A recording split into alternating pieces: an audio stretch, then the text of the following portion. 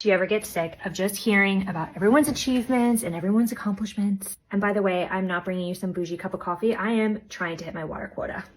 But for right now, it's going to be my stand so I can have this conversation with you. I want to talk about the challenges that women face when building a business. Most importantly, how it made them feel and how they ultimately got out of the situation. I'm talking non-linear paths. I'm talking moments where you're like, how the heck am I even going to pull this off? And not to mention those times that you really didn't think you were going to make it, and yet somehow you push through. You know, the real, raw, ugly stuff that somehow we have been told is not glamorous enough or encouraging enough or motivating enough to share online. And I get it.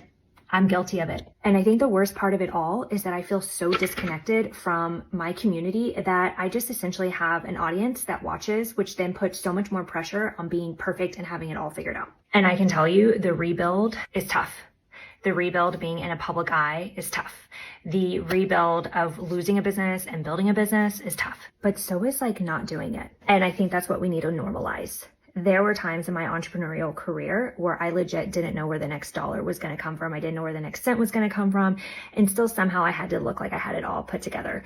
And I'm telling you, that affects your mental health because it's not even like you can be human because you're so busy being this brand or being this coach or being this vendor or being this partner.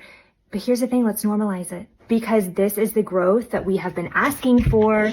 You know, the moment I asked to become a millionaire, I got all kinds of lessons that I really wasn't prepared for. But those lessons helped me go on to my next iteration.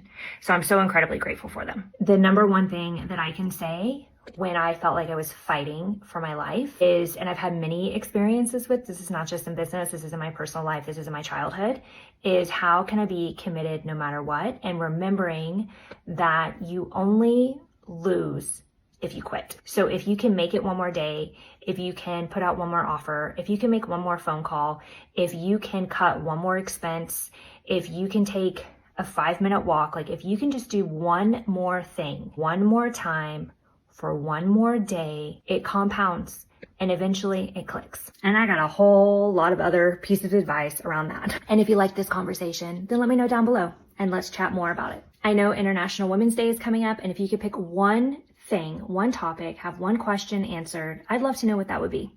Maybe we'll create like a little series around it.